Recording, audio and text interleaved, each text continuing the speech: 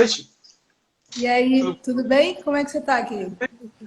Eu tô ótimo, e você? Não repara a bagunça, mas tô dando um jeito aqui reciclando a estante de CDs. Eu ainda mantenho esse costume. É isso. Boa noite, pessoal, que está aí com a gente hoje.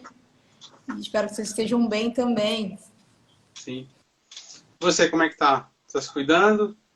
Sim, tudo certo por aqui. Tudo Belo disco, na Mamãe. medida do possível, tudo na ordem. É, belo disco, não? Você gostou? O que você achou? Eu amei o disco. Eu já tinha gostado muito do Para Dias Ruins. Eu acho o Tempo de Amar um pequeno clássico da música pop, assim. É, eu sou muito suspeita, porque eu faço as músicas para ouvir, então eu gosto sempre de tudo, assim. Fico feliz que tá rolando bem, que tá tudo certo. É isso.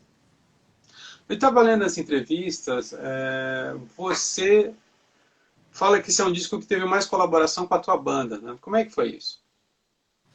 Na verdade, eu não tenho banda, né? Eu fiz a produção musical do disco e escalei um time de pessoas para fazer esse processo de execução, assim. Então, eu fiz uma parceria com o Frederico Eleodoro, que é um músico de...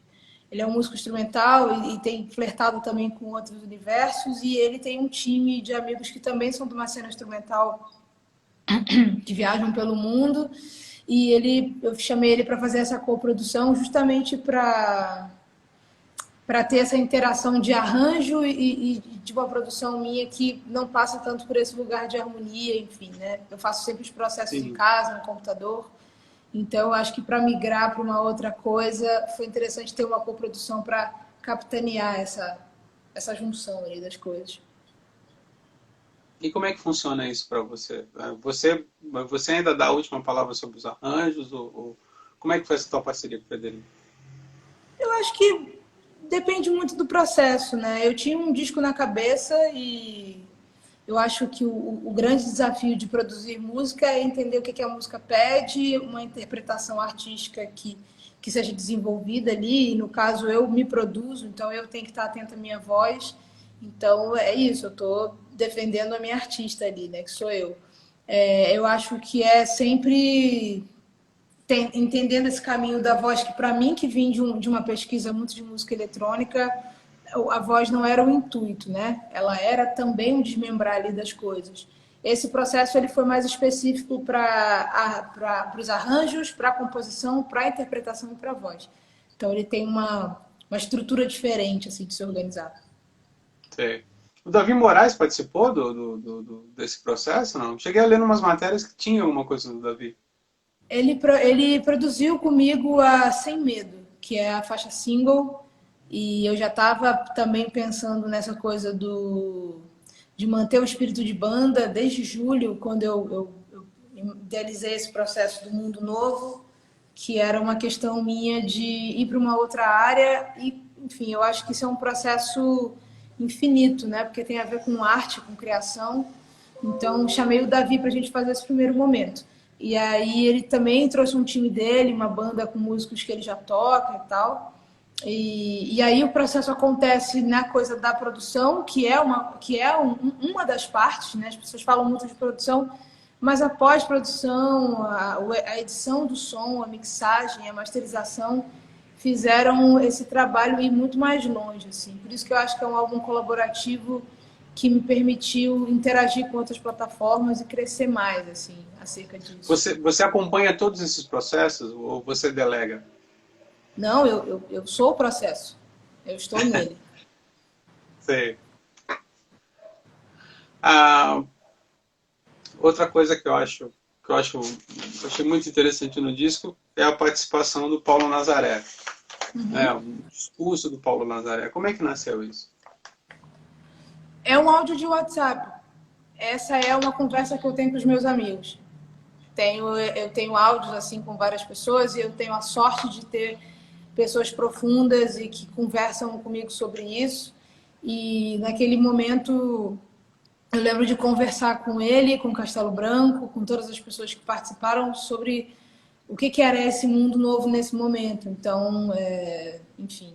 São tantas experiências e tantas trocas que em algum momento eu falei, ah, acho que eu vou usar esse áudio aqui. E ele é, de fato, uma intro pelas trocas que se tem, porque, enfim, né, não dá para resumir a vida a falar de coisas triviais dentro do que já é uma trivialidade óbvia do que a gente está vivendo hoje. Então, eu fico muito feliz de ter uns amigos e amigas que ultrapassam esse limite a ponto de parecer uma intro, né? Que foi o que ficou parecendo, assim.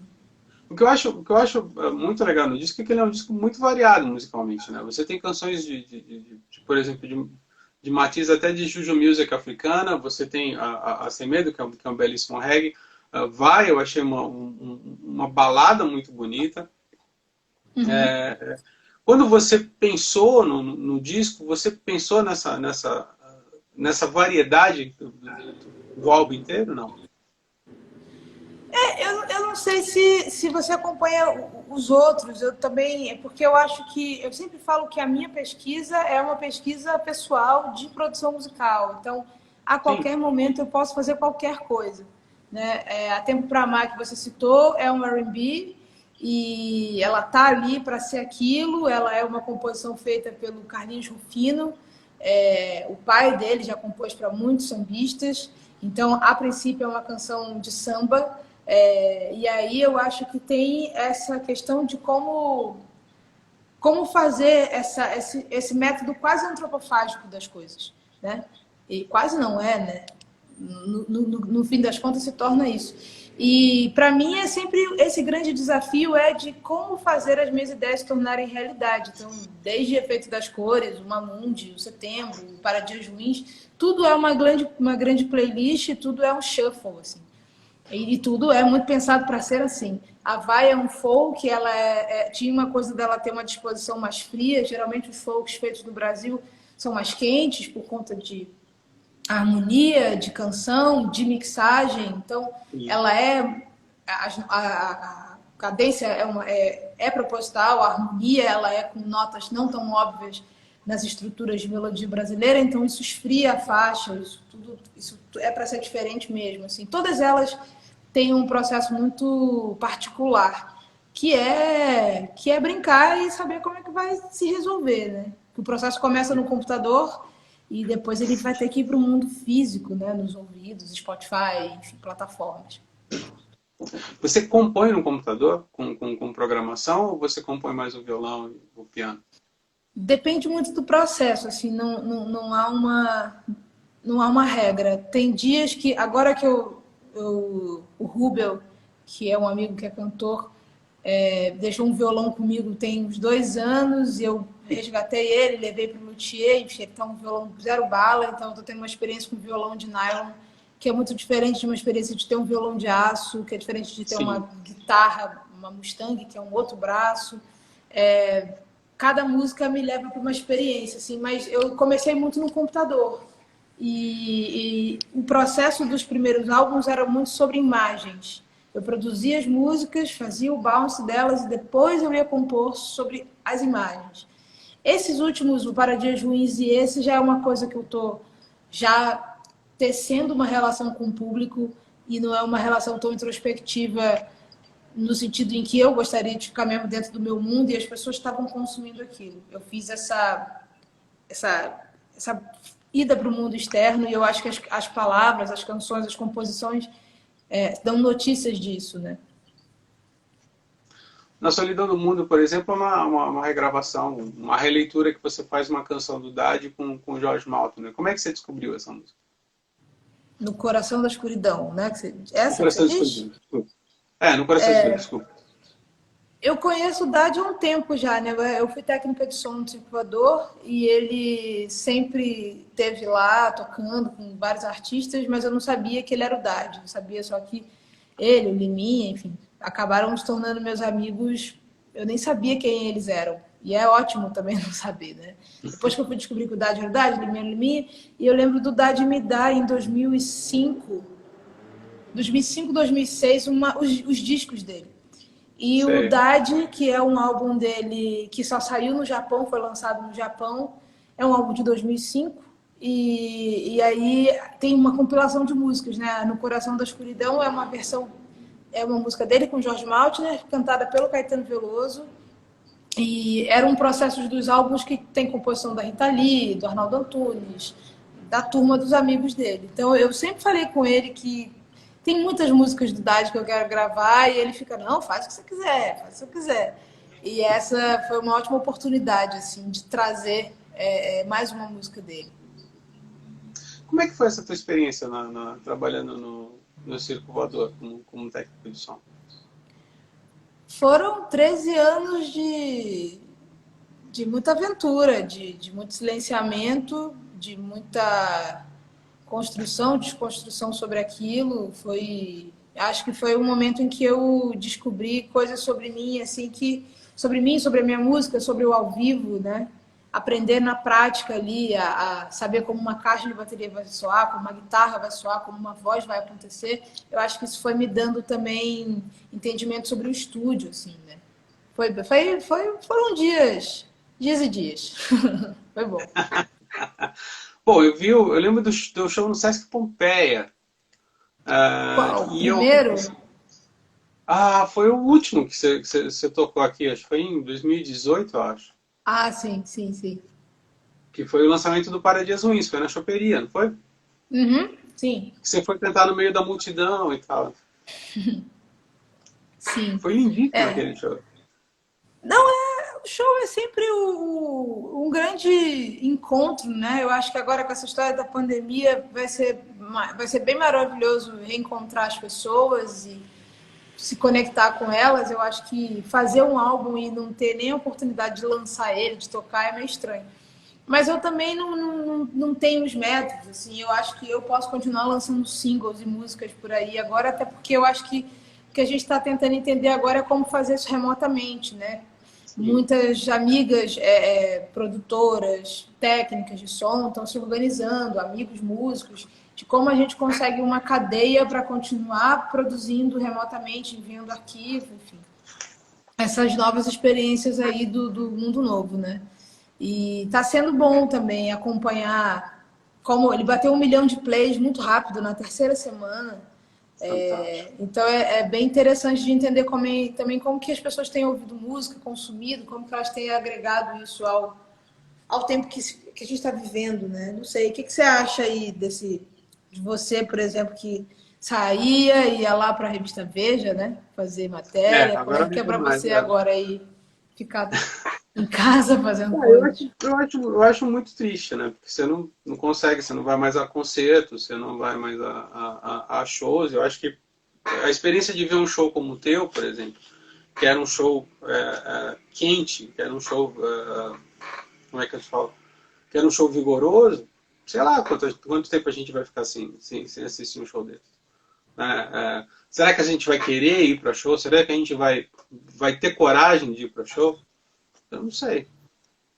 É, Eu acredito que também pode ser um tempo de um desafio criativo. Isso é uma coisa que tem me chamado muita atenção. Eu tenho sim, feito uma rádio online, que é uma Mundi FM, e entro e converso com as pessoas. Eu acho que descentralizar essa colonização Rio-São Paulo tem sido bem maravilhosa, porque eu recebo áudio das pessoas, a gente conversa, o Instagram derruba a live por conta de direito autoral e vão nessa e é isso aí. Mas eu acho que criar formas de fazer outras coisas tem sido um desafio para mim nessa quarentena, até de compor, de estudar, o que eu estudo agora, o que eu faço agora. É isso, será que... Eu não sei se eu quero ver um show agora. As pessoas da minha idade estão morrendo muito facilmente. A sim, vida é uma coisa muito frágil, né? Para que sim. sair, né? É difícil. Hoje foi um dia que mais uma vez me bateu, assim, me bate em períodos muito distantes. Mas tipo assim, cara, tá rolando e pela educação do Brasil e por como as coisas funcionam aqui, talvez a gente tenha um bom tempo aí, né? Porque outros lugares estão se organizando. Até uma amiga minha me disse isso mais cedo, que outros lugares já entenderam um pouco essa mecânica de fica em casa e faz as coisas para que isso acabe logo, mas o Brasil tem uma coisa muito específica, né? Um delay de política e de informação que demora muito o processo. Então, eu acho que a gente tem que criar essas outras alternativas, assim. de fazer música, de fazer arte, enfim. A gente perde muito também. Sim. Eu acho que tem surgido. Bom, o fato de eu ter criado esse programa, para mim, foi uma alternativa para não enlouquecer, por exemplo. De você estar trancado em casa sem ter uma atividade cultural. O bom, tenho lido mais, o que é muito interessante, e escutado mais música, né? Que é o que resta para a gente. Eu acho que aquela vida toda de redação, aquela toda correria que você tem, você perde aquele prazer contemplativo da música. De eu chegar a colocar o teu disco no Spotify e escutar. Foi o que eu fiz hoje à tarde. Eu escutei o Novo Mundo várias vezes. Eu escutei o teu primeiro disco com a produção do Miranda, que é muito interessante, a tua linguagem mais eletrônica que tem naquele disco. Escutei o Paredes Ruins, que eu acho ótimo.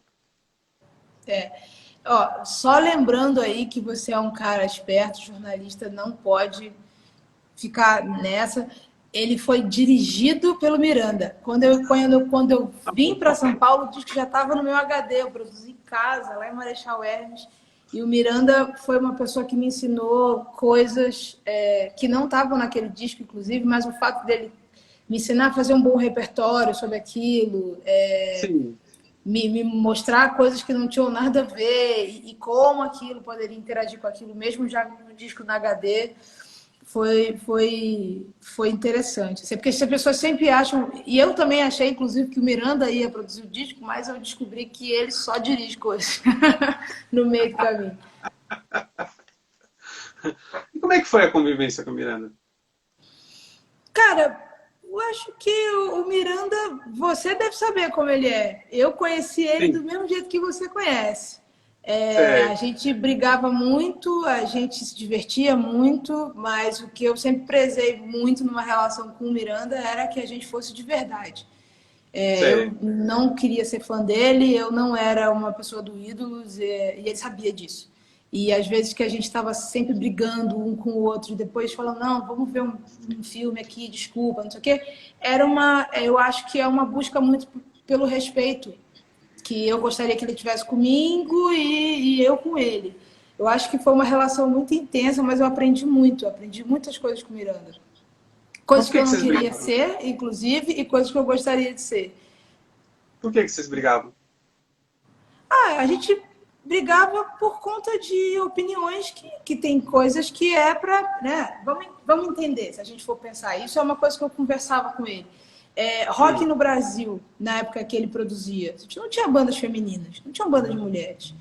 A gente tinha um mercado muito diferente. Apesar do Miranda ser esse cara que deu voz para isso, eu acho que até por uma leitura dele de como fazer as coisas, era um pouco limitada. E eu lembro da gente sim. conversando isso, ele falou, não, é verdade, mas era o que tinha que fazer, eu não conseguia pensar em outra coisa. Naquele momento eu tinha que pensar aquilo.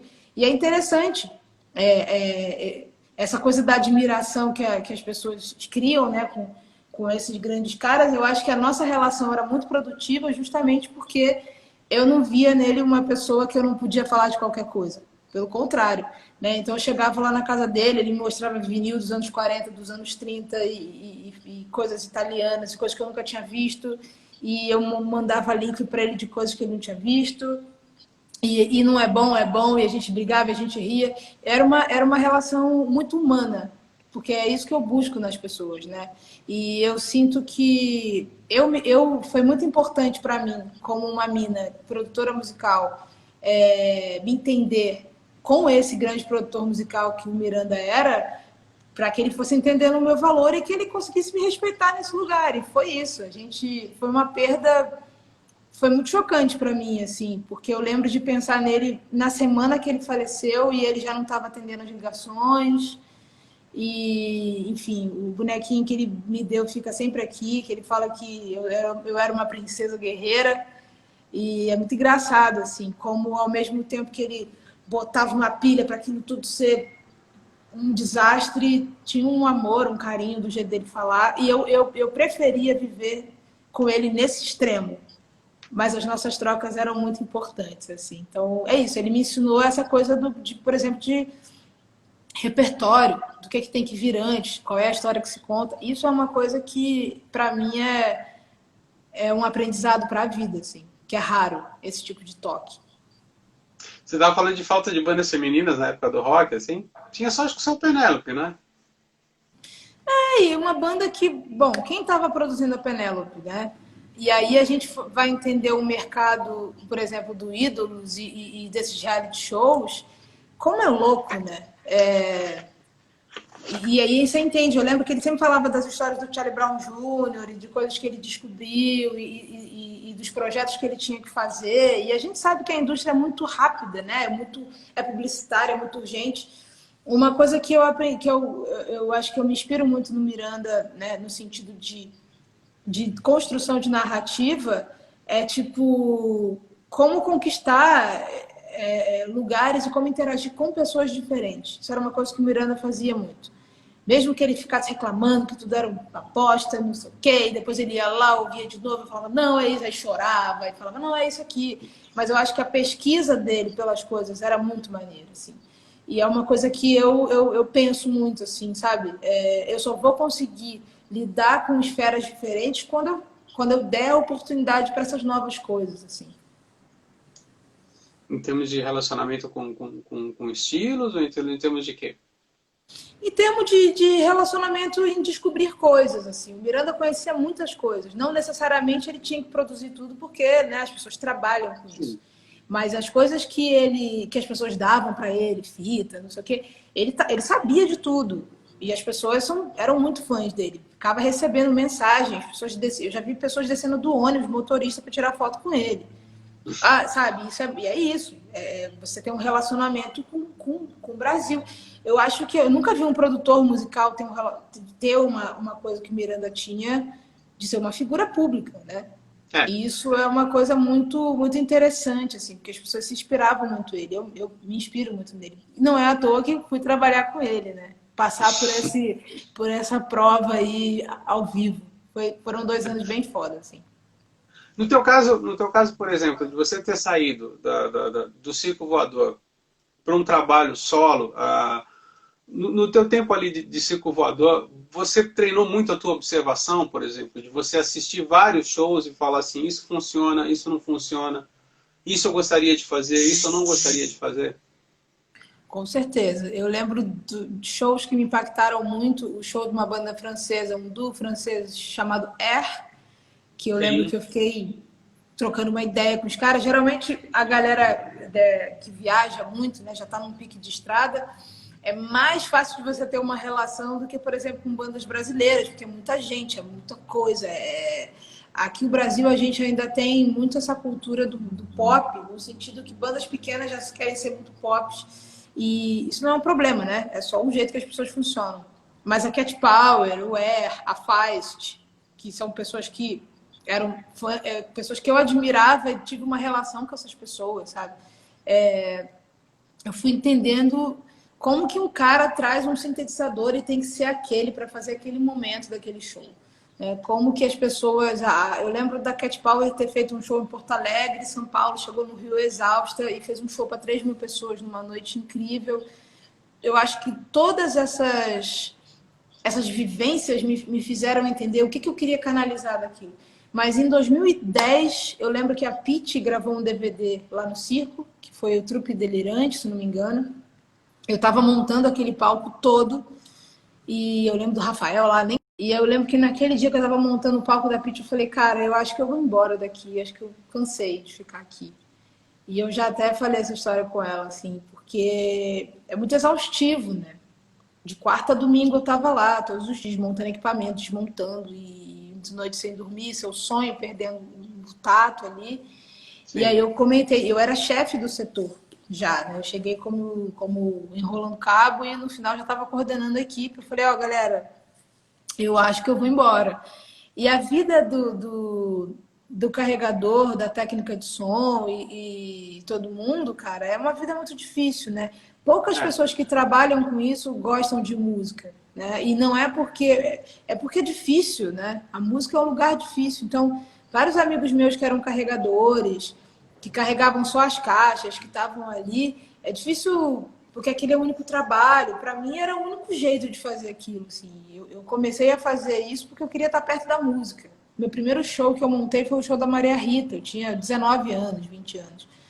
Então, tá perto daquilo, ver uma passagem de som, sabe? Então, foi muito...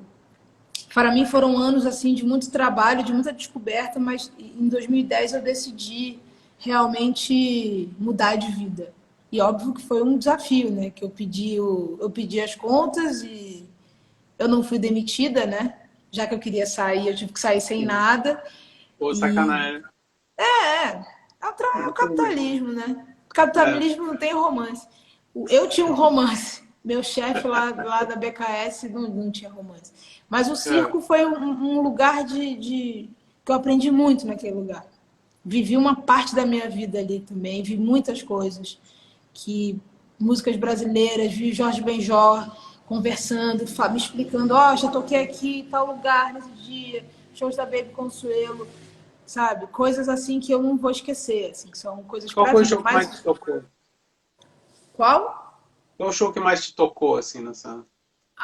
Tiveram muitas coisas. Esse do Jorge Benjor, tinha algumas coisas que eram muito curiosas. Assim. Esse do Jorge Benjor foi muito foda, porque foi ele que me falou que ele já tocava o mesmo repertório há muito tempo.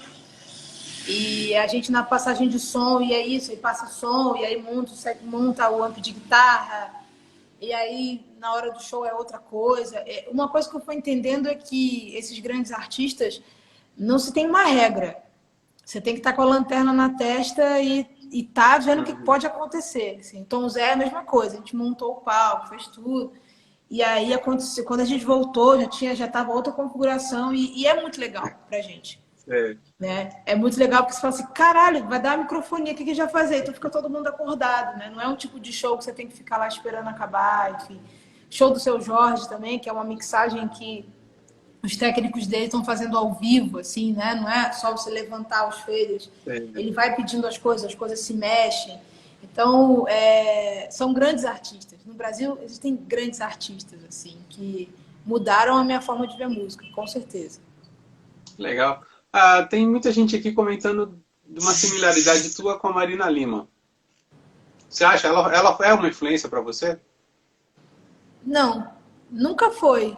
Mas é bom que ela seja agora, porque agora ela é de fato uma influência para mim, porque de tantas pessoas falarem, eu acabei descobrindo lá que tinha um monte de coisa que eu tinha que ouvir.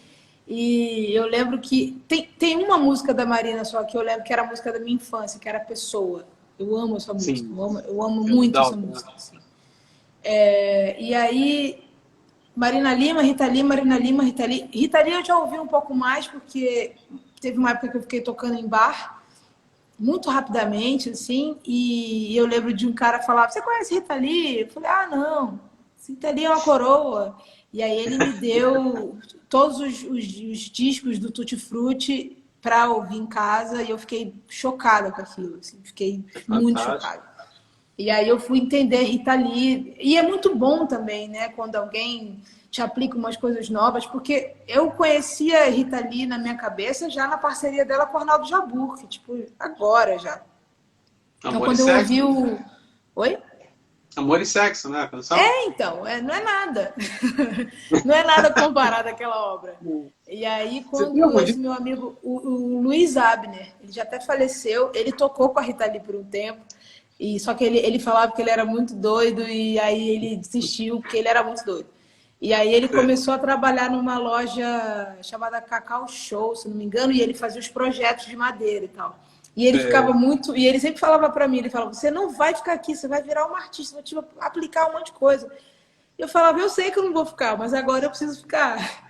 Né? E aí, quando ele foi me aplicando Rita Lee e Marina Lima, eu descobri por causa do Virgem, foi o primeiro vinil que um Adoro. amigo meu me deu. Falou, cara, ouve isso aqui, que você vai entender o que as pessoas estão falando. E aí eu entendi, assim, que a Marina tem uma coragem musical e uma tendência, ela tá sempre muito à frente, assim. Eu acho, todas as coisas que eu quero pesquisar, eu lembro que uma vez, cara, eu fui numa loja pesquisar uma guitarra que eu vi num site, e é uma guitarra, uma Ibanez japonesa de 80. E aí quando eu cheguei na loja, eu falei, você tem essa guitarra aqui? E o cara falou, sabe quem tem essa guitarra? A Marina Lima, que é a capa do Todas, ao vivo. Eu falei, cara, não é Sim, possível. Então tinha umas coincidências assim, né? E eu já falei isso com ela, que eu acho esse primor dela pelas coisas, né? Então a gente se encontra mesmo, nas guitarras, sim. nas coisas. É muito curioso isso. Eu acho o Pseudo Blues uma grande canção, que é a canção que abre o Virgem, que é do Nico Romero e Jorge Salomão, se eu não me engano. E do Tutti Frutti, qual disco você mais gostou? Atrás do Poço tem uma cidade, com certeza, assim. Eu Grande acho esse disco. disco foda. Eu já pensei várias vezes sei lá, em gravar alguma coisa ou fazer alguma coisa daquele disco. Mas é isso, assim. Não é só chegar no estúdio e reunir músicos legais. Isso não existe mais. Aquilo que está ali é uma vivência. Para mim é tipo Novos Sim, Baianos, assim. Esses sim, processos que a gente faz hoje, que é remotamente, aí liga para um cara gringo ou não sei o quê, é muito diferente de você fumar junto, ver televisão junto, né? sim. Por isso que eu tenho dificuldade de ter banda, porque eu acho que para mim é muito fácil fazer um arranjo e entregar para uma pessoa fazer. Outra coisa é a gente viver junto e no quatro da bateria tudo vai acontecer, né? Mas essas histórias dessas pessoas juntas assim mudaram a nossa história, né? Uma vez eu conversei com o Lee Marcucci, eu fui jantar com o Lee Marcucci, fez parte do Tutti Frutti, e eles eram acordados Pô. com gotas de ácido na língua. O Liminha Ele falou assim, falava muito parecia para mim dessas ósseo, né? histórias também. Parecia ósseo, era aquele bando de roqueiro com a língua de fora para receber uma gota de ácido. Cara, você imagina que coisa foda. O Liminha sempre falava isso pra mim também, que a vida dele mudou, que ele era uma pessoa super tranquila, super católica, assim, e a vida dele mudou quando aquela galera passava na casa dele pra chamar ele pra ensaiar. Então, eu acho que a convivência é muito foda, assim, né? É muito importante. Então, eu tenho essas pessoas perto de mim que acabaram, sem que eu conhecesse elas, fazem parte da minha vida, assim, de uma forma muito mágica. E eu estou sempre me inspirando com a Rita ali, com a Marina Lima, mas em lugares muito diferentes, assim. Sem essa coisa do quero fazer igual, assim, porque eu também não acredito nisso. Não acho que Não, funciona. eu não acho que seja igual, assim. Eu não acho que exista uma forçação tua, por exemplo. É por isso que eu te falei, o que me agrada no Novo Mundo é que é um mini LP com cada música num estilo. E eu acho isso muito legal. É. Para mim, o grande lance eu sempre pensei, por conta de gostar muito de rádio, eu sempre gostei muito de shuffle, né? Então, Uhum. as coisas que eu sei do Phil Collins e do Peter Gabriel e da Nina Simone e, sei lá, do Christopher Cross, são coisas de rádio. Eu nunca ouvi Sei. um álbum do Christopher Cross, deveria, mas eu não sei, eu nunca ouvi. Mas a coisa do shuffle, da rádio, das músicas não se parecerem, é uma coisa que eu comecei os É. projetos assim, né? E quero levar eles assim para sempre, talvez. O primeiro dele é bem legal, que é o que tem todos os hits. Né? Sim. E Doobie Brothers, né? Não sei se você gosta. Gosto, gosto. Todo mundo gosta, né? Rita Lee e o Roberto Carvalho gostavam bastante, né? A gente vê as referências lá. Eu acho isso. É isso, eu sempre acho que tiveram algumas pessoas, até a fábrica dos sintetizadores, né? A Holland trabalhou muito naquela época, a Korg teve que Sim, ir. Foi uma referência para todo mundo, né? O CP70, que era o piano que o Elton John e que o Phil Collins usava, aquilo virou uma sim, padronização de um momento tão sim. natural que as coisas se pareçam, né? Do mesmo jeito que o Renato Russo era apaixonado por coisas que a gente vê visivelmente ali nas coisas dele, enfim. Sim. Na canção folk tem um pouco de Nora Jones, não? Você acha que não? Não, não. Eu acho que a intenção daquilo era mais talvez sobre Bon Iver ou sobre outras coisas assim, do que É, exatamente mais sobre aquela áurea de 2007 do Bon Iver, que as pessoas se apaixonaram por aquilo. Eu também lembro de sim. ouvir muito. Eu acho que Nora Jones por hora eu só assisto assim. O último show que ela fez aqui era uma coisa assustadora, assim, de como um quarteto funciona, como um trio funciona. Sim. Eu lembro de conversar com um amigo meu que trabalhou nessa tour e ele falar que é um compressor de voz e um microfone caro, Sim. mas que a voz dela faz o negócio acontecer, assim. É, Então é muito lindo de ver. O ao vivo me emociona muito, assim. Por mais que eu ainda fique muito, né? Já fiquei muito com essa coisa do computador, até por uma necessidade de não ter grana, de não conseguir ser ouvida, de não ter músico, enfim. As pessoas acham que essa coisa do eletrônico é muito só por ser eletrônico, mas naquele momento eu não tinha R$ 100 para pagar para um músico fazer, então eu tive que descobrir como fazer sozinha, assim, né? Por isso que eu sempre entendi. trato esse momento do eletrônico muito como um estudo, porque eu acho que agora, com a Universal, com o dinheiro que eu consigo ter por conta de trabalho, eu posso fazer o que eu quiser, né? Numa esfera de um flautista, uma pessoa que toca pífara, uma pessoa que toca pandeiro. É muito legal, assim, ter essa autonomia. O Vinícius Esteves está te perguntando como é que surgiu a parceria com o Paulo Nazaré e com o Crombie. O Paulinho é o meu amigo de muito tempo já. O Crombie é uma banda que eram músicos de uma igreja, mas não era uma música de igreja. Mas e tinha essa relação. Eu tinha uma banda muito ruim no começo da minha vida e foi muito doido porque em algum momento o a gente fez um show e um amigo meu era amigo de um cara que, enfim, produzia Bethânia, produzia umas coisas.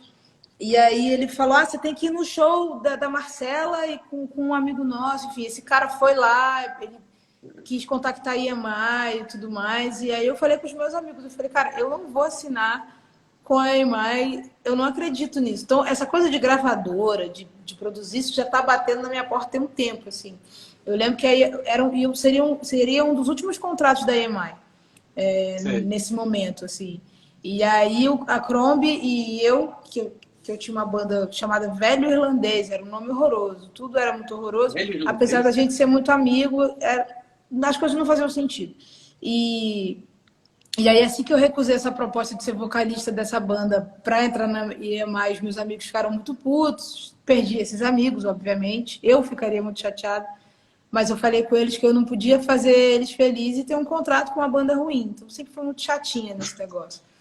E aí o Paulo Nazaré também, o Crombie acabou e ele se tornou artista solo. É um ótimo compositor. Eu acho que tem homens cantores que eu admiro muito, o Quinho, o Paulo Nazaré, o Castelo Branco, que não são os homens clássicos, né, de vozes masculinas que a gente espera, porque eu acho que tem uma coisa da premissa da voz masculina que é difícil você ser um homem que canta, né? E eu acho que hoje, com a gente ampliando a nossa relação de diversidade com voz, a gente tem vozes masculinas e vozes homens cantando. O Kim, o Paulo Nazaré e o Castelo Branco, para mim, hoje, e o Arthur Nogueira também, são vozes que me emocionam muito, assim, com uma composição muito rica, de um jeito jovem de fazer, sabe? Então, eu recomendo. Sim. É curioso que você tinha falado da ausência de bandas de rock de mulheres e no sentido de crooner a gente vê uma coisa completamente diferente, né? Você vê uma predominância de cantoras do sexo feminino e poucos cantores do sexo masculino, né? Sim, sim. É muito doido, né? Porque tem uma coisa aí nesse meio dessa virilidade que os homens inventam e da forma como eles capitaneiam as coisas, sei lá, uma guitarra e as pessoas loucas gritando. Eu acho que esse lugar eu acho que, por exemplo, Johnny Alf, para mim, o Tom Jobim e o próprio Sim. João Gilberto, que é o que eu não preciso nem falar nada, mas essas vozes, assim, o Ivan Lins, esses lugares que ficaram meio cristalizados, as pessoas não sabem o que fazer com aquilo. Eu sempre acho que, para mim, para mim, pensar o futuro é o futuro. Então, eu vou fazer minhas músicas com violão mesmo, vou fazer minhas músicas com banda, não quero saber, sabe? Eu não quero saber se existe uma MPB, enfim. Para mim, MPB é muita coisa. Sei lá, MC Carol para mim é MPB, sacou? E para mim Uhum. fazer esse avanço é também ressignificar esses espaços, né? Então eu sinto que, por exemplo, banda de rock feminina, né, banda de rock com mulheres, que era uma coisa que indicava algum tipo de fragilidade, não faz o menor sentido. Porque isso tem a ver com essa cabeça patriarcal aí que a galera inventa, né? Talvez o investimento das bandas, quando você vê as bandas femininas, é um som meio doce, e não é isso, a gente não é isso. Eu não sou uma pessoa doce, por exemplo, eu sou doce em alguns momentos. Mas eu sempre acho que e vozes femininas acontecendo em várias áreas é muito rico. E vozes masculinas saindo também desse lugar cristalizado que parece que é difícil alcançar as grandes vozes masculinas, né? Eu Sim. falo sempre com o Quinho, assim, que eu não faço ideia de como é ser cantor, mas deve ser dolorido. É que no Brasil a gente teve muito essa cultura do cantautor, né? Que é o compositor que interpretava suas próprias canções, né? Mesmo que ele não tivesse uma voz tão poderosa, assim. Que era a ideia que a gente tinha na década de 50, de 60, né? Você dá uma música para o Simonal, você dá uma música para o Lúcio Alves, por exemplo, né? Sim. Que são grandes vozes, né, cara? São grandes vozes, Que com são grandes certeza. vozes. São grandes Grandes vozes. E eu vozes. sempre penso nessa divisão que tem a ver com o Brasil, né? Que tem a ver com a elite brasileira e essa coisa cafona que acessa a música, as grandes vozes que são grandes vozes, o que seria uma grande voz, né?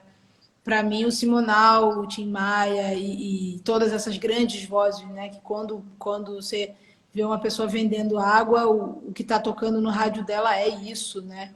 Sim, E talvez essa coisa dos acordes, da complexidade do tom, por exemplo, que eu ouço até hoje, eu fico, cara, demorei para acessar isso justamente porque você tem que entender que Tom Jobim é bom, mas você não sabe.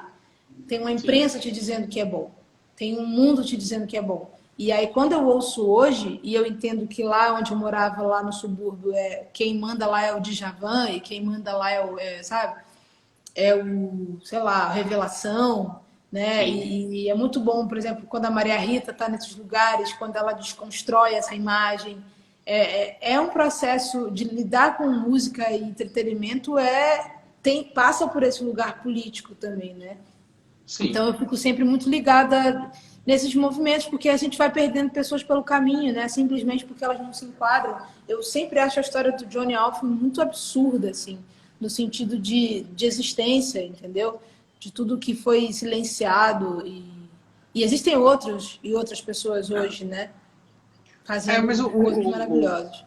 o Alf, você chegou a conversar com o Alf alguma vez, não? Com quem? Com o Johnny Alf?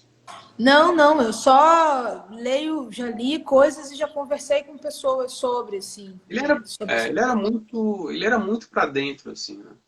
Mais do que o habitual, assim. E tem aquela história, né? Que a Sarah Vaughan queria levar ele e ele não quis, né?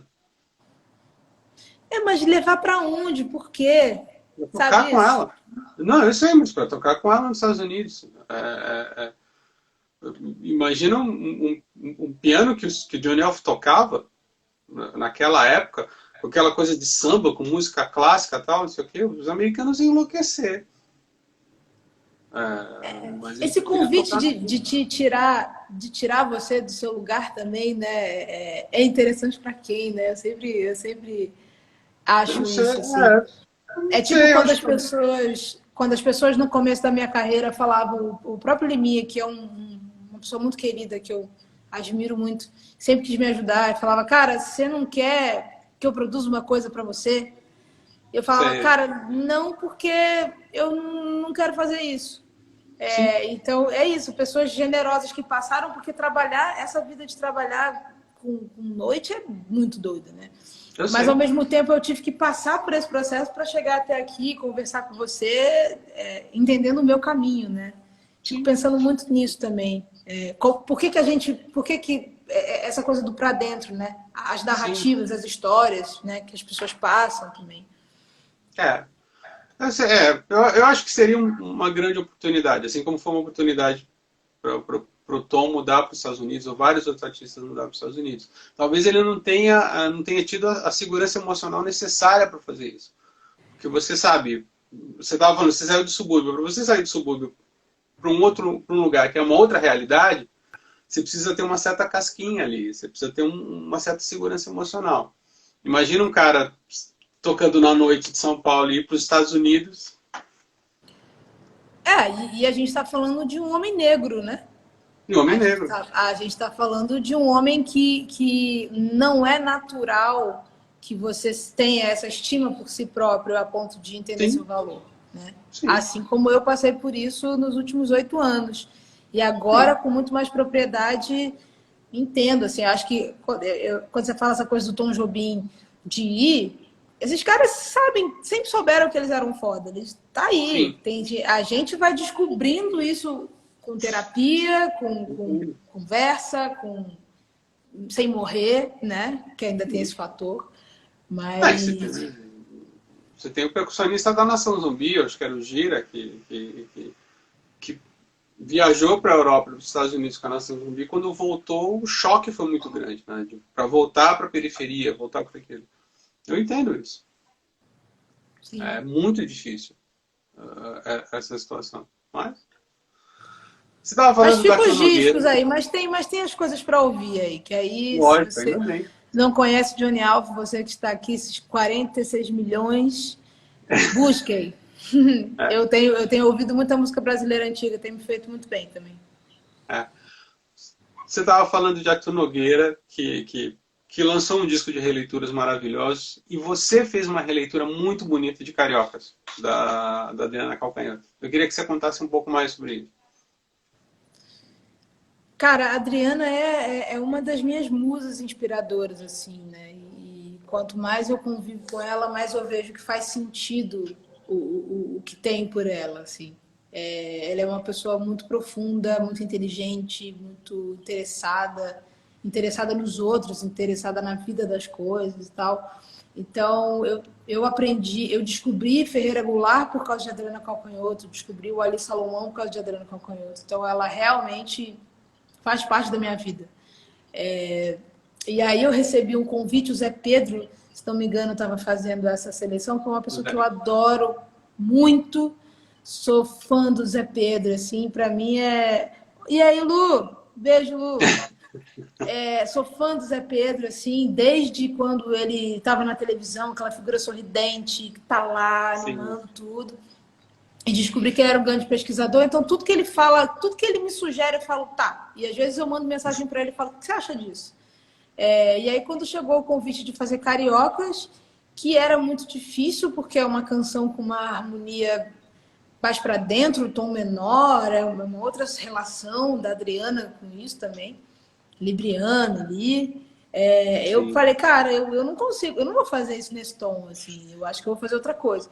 E aí fiz uma coisa mais para cima, mais um surf music, alguma ida para praia num sábado. E a gente fez em 3 horas, assim, esse arranjo, que eu tinha esse riff na cabeça, que é um riff que fica... E fiquei girando em cima disso. Tem os coros e tal. Então foi uma produção bem rápida. E aí eu estava em estúdio, cantando, assim, lá de bobeira. E aí cantei Cariocas têm sotaques, cariocas são alegres. E aí depois ela me disse, e ela diz isso agora, e eu fico acho muito engraçado, que ela falou que ela sempre tinha entendido como cariocas têm sotaque e cariocas são alegres. Então ela falou, pô, talvez eu estava limitando os sotaques do carioca por morar na Zona Sul, e você que me ensinou que cariocas têm sotaques diferentes, porque eu falei, cara, eu não te ensinei nada e tal. Mas é engraçado como a arte tem dessas coisas, porque a gente, né, esse encontro dos assuntos, né, cara? E eu falei, pô, tá vendo? Você me ensinou e eu fiz isso sem querer e você consegue ver, então eu acho que isso é muito bonito. E isso tem a ver com a forma como ela vê as coisas, né? Que eu aprendo muito, assim, a Adriana é uma pessoa muito fantástica, né? Tem muitas mulheres fantásticas aqui no Brasil que me inspiram muito, assim. Clara Nunes é uma pessoa também que eu fui entendendo a história e pesquisando e eu fico apaixonada, assim, pelas vidas, né? Minha cantora predileta. Pois é. E o Diogo Nogueira, que também produzi com ele, fiquei amiga dele, ele também fala muito dessas relações, do gosto, enfim. É muito legal, cara. Tem muita gente aqui. O que eu sinto falta, na verdade, hoje, por exemplo, domingão, ir pra Mangueira, ficar à tarde lá, sabe? Almoçar lá e ficar revivendo aquilo num volume, numa intensidade, assim. Isso que tá me fazendo falta em São Paulo e não tem quadra da Mangueira com coronavírus, né? Tem isso também. Você tá morando aqui em São Paulo? Sim, tô aqui. Ah, Estou pensei que você aqui. estava no Brasil. Onde é que você tá morando? Desculpa perguntar. Estou morando na Zona Oeste, na Pompeia. Alice Mota, um beijo pra você. Você tem uma luz Você tá verde me aqui no ligando que você tá chat. morando na Pompeia? Sim, moro aqui. Eu moro na Agora. Pompeia. Hã? Eu moro na Pompeia. Ah, não, você mora, eu acabei de chegar. Então, estamos no total de duas pessoas. E, inclusive, um dia eu estava andando com a Tulipa aqui, com o Gus, eles me mostraram onde a galera ficava aqui, a galera do rock antigo e tal. Eu sei que a Pompeia é um Ah, na lugar Rua com Caraibas, história. na Rua Pois Caraibas onde é, eu morava. pois é. Eu tô aqui, Então, eu sinto falta desses momentos no Rio, assim. Mas acho que São Paulo também é um lugar de estar, né? Por agora, sim. pode ser interessante. Tem o Esquina do Souza, que é muito bom. Quando reabrir, vai lá. Sim, sim. Ele tá Oi? a uma quadra daqui. Ah, então, pô, as caipirinhas são maravilhosas. Tem a coxinha, né, que é inspirada na coxinha do Veloso. É sensacional aqui. Pois é, Tom. Você toca, Sérgio, ou você é um grande jornalista? Me conta. Eu tentei tocar piano, mas eu sou pouco disciplinado. Eu entendo, eu também Mas passo por eu, isso. eu ainda acho que assim, eu não vou morrer sem tocar o primeiro movimento da Sonata Moonlight do Beethoven e Easy dos Commodores. Então, ó, relógio tá pensando aí. Deixa eu te falar. Só depende de você. Se tem uma canção linda nesse disco, ela se chama Convívial, em todos os sentidos, pelo apelo pop dela, pela letra que eu acho muito legal de você se ver na outra pessoa. Me conta um pouco dela. É a letra do Paulo, né? O Paulo, tipo, que é um amigaço, essa música já tem uma versão dela no álbum da Crombie, mas eu tinha essa música por tudo, né? Volto a dizer, assim, pela relação que eu tenho com essas pessoas e essa letra deles, assim, essa letra é muito bonita, assim. Eu me conheço mais olhando para você, descobrindo quem eu sou e penso agora no que você vê. Então, eu acho que isso diz muito sobre as minhas atualizações de vida, assim, sabe? Sim, Eu acho que com esse tempo todo aí de internet, não sei o quê, e descobrindo também essa mediocridade de como a gente exerce a vida humana, assim, eu tenho estudado um pouco mais de astronomia, eu fico pensando que turminha, hein, cara? Planeta Terra, assim, habitado por uma galera, tipo, muito que se acha muito importante, é muito bobo, assim. Então eu acho que Mundo Novo para mim é muito sobre isso também. É sobre sempre que eu achar que eu tô arrasando, eu tenho que lembrar que é só uma condição de um planeta que daqui a 8 bilhões de anos vai sumir. E que é ridículo eu ficar tentando ser relevante para um publicitário ou para um político, ou coisas do tipo, sabe? sim. Então eu acho que essas músicas todas, assim, a Convívio, a Nova TV. Eu converso muito com o Castelo Branco, que escreveu a Nova TV, e eu musiquei, Sim. né, essa música dele. E o Castelo foi criado no monastério, eu fui criado na igreja. Então, a minha visão de mundo é sempre que esse mundo que a gente vive, ele é muito raso comparado ao que é. Assim. Tem Sim. sempre essa impressão. E quanto mais eu cresço, assim, quanto mais eu vejo o Bolsonaro, o Trump, Putin e essas pessoas, Kim Jong-un, sei lá, eu sempre acho assim que não é possível, né? Mas é possível, né? São os episódios do planeta Terra aí. Mas o mesmo mundo que fabrica o Putin fabrica o Steve Wonder e vambora, né? Sim, sim. É porque é isso, eu acho que pessoas. O negócio é tão simples no sentido de que seja, e que é para ser mesmo, que a gente que complica, que quando eu vejo essas existências do Steve Wonder, por exemplo, cara, do próprio Quincy Jones, sabe? Dessas pessoas que atravessam caminhos de outro, que aí pega o Michael Jackson, que aí pega a Beyoncé, que pega a Rihanna, e que faz Sim. uma linha, e que, sei lá, e que inspira minhas amigas, enfim. É sempre tão legal, né? Porque eu acho que viver e existir, cara, É isso, quando eu vejo esses grandes artistas, a dificuldade dos artistas, né, do Ray Charles, do Stevie Wonder, enfim, o que que... Por quê, né? Pessoas que tinham tudo para estarem à margem, né? Porque a gente já está à margem, Sim. essa questão racial que é tão ridícula, assim, é o que define numa mediocridade. Quando eu vejo essas pessoas existindo, é uma aposta em si mesmas, de falar, Uhum. cara, vamos lá, né? Sabe? Você Eu gosta de sinto ler? isso. Assim. Você gosta de ler? Você Leio, gosta de leio, ler? leio Você já leu, bastante, leio. já leu a biografia do Louis Armstrong, não? Pops? Não, não. Ela é tua. Vou ler, vou Fácil. ler. Não, Vou gostar? ele é abaixo da baixo da baixo da baixo da linha de pobreza.